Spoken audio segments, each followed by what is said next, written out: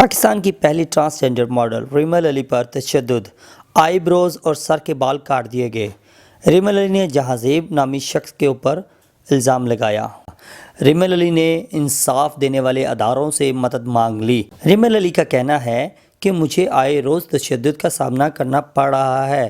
ریمل علی نے ٹویٹر پر ٹویٹ کیا، اس پیغام کے بعد میری جان کو خطرہ ہے، اگر مجھے کچھ ہوا تو اٹک سے تعلق رکھنے والا بااثر شخص جہازیب خان ہوگا۔ ریمل علی نے الزام عائد کیا کہ میری عصمت دری کی گئی، مجھے ظلم کا نشانہ بنایا جا رہا ہے، مجھے شوبز انڈسٹری میں کام کرنے سے روکا جا رہا ہے۔ ماڈل ریمل علی نے فلمز، ٹی وی اور فیشن انڈسٹری اور اسٹیج ڈراموں میں بے پناہ کام کیا اور بین الاقوامی سطح پر پذیرائی حاصل کی۔ ریمل علی کو بین الاقوامی میڈیا کی جانب سے بھی سراہا گیا۔ ریمل علی نے اپنے ویڈیو پیغام میں کہا کہ السلام علیکم جی، میں ہوں ریمل علی۔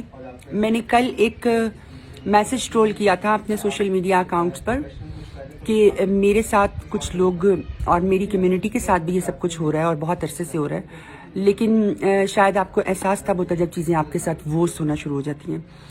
تو جہازیب خان نام کا ایک بندہ ہے جو بہت عرصے سے مجھے ٹارچر کر رہا ہے اور مجھے سٹاک کر رہا ہے اور میری زندگی اس نے مشکل کر رکھی ہے۔ اس کی وجہ سے میں بہت ساری جگہیں چینج کر چکی ہوں، بہت ساری پلیسز بھاگ چکی ہوں جتنا بھاگنا تھا، پر that all was in when.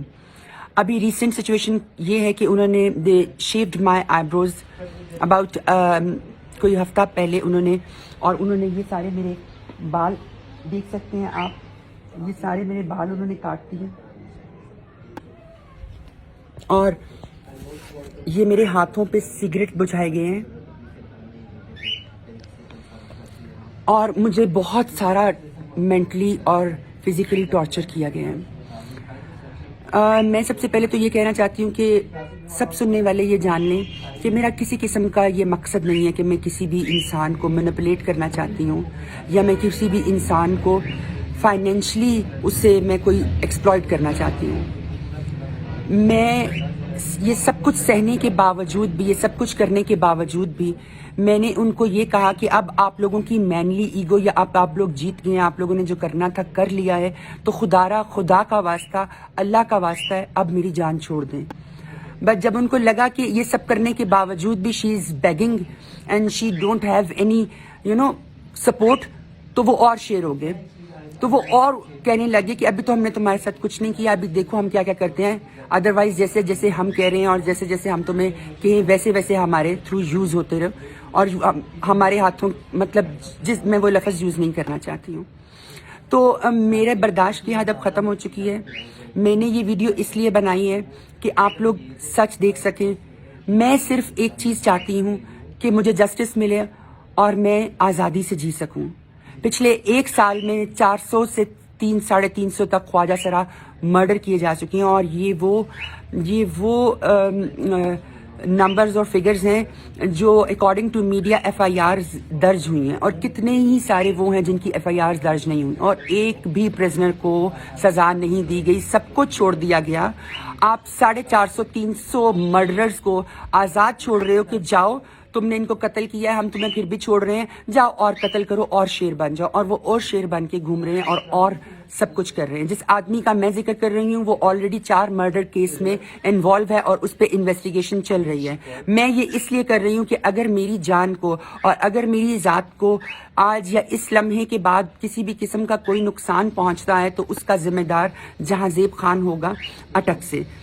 میں یہ چاہتی ہوں کہ مجھے سارا میڈیا، مجھے چیف جسٹس صاحب، مجھے پرائم منسٹر عمران خان صاحب، میرا سارا کا سارا ہیومن رائٹس کی جو ایسوسیشنز ہیں، جو ہماری ایکٹر ایسوسیشنز ہیں، کیونکہ میں آئی این ایکٹر، میں پڑھی لکھی ہونے کے باوجود، ایکٹریس ہونے کے باوجود، میں اتنے مطلب سٹیبل ہونے کے باوجود اگر میری جیسی بندی کو اس قدر ٹارچر اور اس قدر فزیکلی اور مینٹلی ٹارچر سے گزرنا پڑ رہا ہے اور ہمارا کوئی پرسانے حال نہیں ہے، ہمارے پیچھے کوئی کھڑا ہونے والا نہیں ہے، ہماری کوئی فریاد سننے والا نہیں ہے، تو پھر جو نیچے کے الٹریٹ اور جو بیچارے غریب لوگ جو خواجہ سرائے، ان کی زندگی کتنی میزریبل ہوگی۔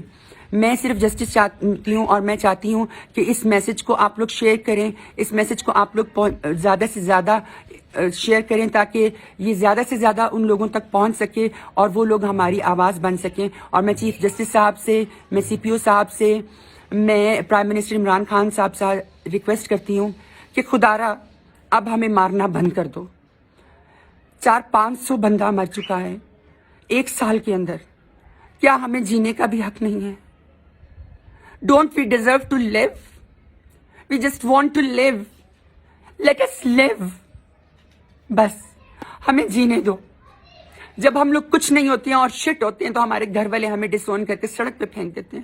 اور جب ہم لوگ اپنی محنت سے اور اپنی لگن سے اپنا نام بناتے ہیں تو اس طرح کے پاورفل اور سنبرز اور اس طرح کے مینٹلی اور فزیکلی ٹارچر دینے والے سائیکوپیتھ لوگ آپ کے پیچھے پڑ جاتے ہیں اور آپ کو اپنا پلے ٹوائے بنانا چاہتے ہیں.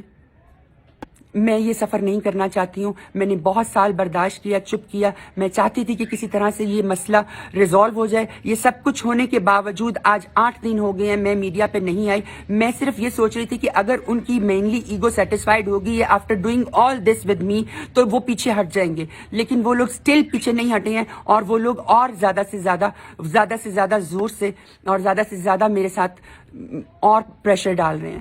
اور میں اب یہ چیز نہیں سہنا چاہتی ہوں کہ اس لمحے اور اس پوائنٹ کے بعد میں ابھی جا رہی ہوں لیگلی جو بھی میں نے ایکشن لینے ہیں، جو بھی میں نے کمپلینٹس دائر کرنی ہیں، جو بھی میں نے اسٹیپ اٹھانے ہیں، میں اس کے لیے گھر سے نکلنے والی ہوں. میں اتنے دن صرف اس لیے خاموش تھی کہ مجھے یہ لگا تھا کہ اگر ان کی ایگو اور ان کا دل بھر گیا اور یہ سب کچھ کر کے تو شاید وہ اب میری جان چھوڑ دیں. لیکن چونکہ یہ سب کچھ ابھی سیٹل نہیں ہو رہا تو میں اب جا رہی ہوں لیگل ایکشن لینے کے لیے. اور اس بیچ اگر میں گھر سے نکلتی ہوں اور میں کسی بھی جوڈیشری یا کسی بھی پولیس یا کسی بھی ایسی جگہ پر پہنچنے تک میرے اس بیچ میں میرے ساتھ کچھ بھی ہوتا ہے اور میری جان کو کسی بھی قسم کا نقصان پہنچتا ہے تو اس کا پورا ذمہ دار جہاں زیب خان اٹک والا ہی ہوگا.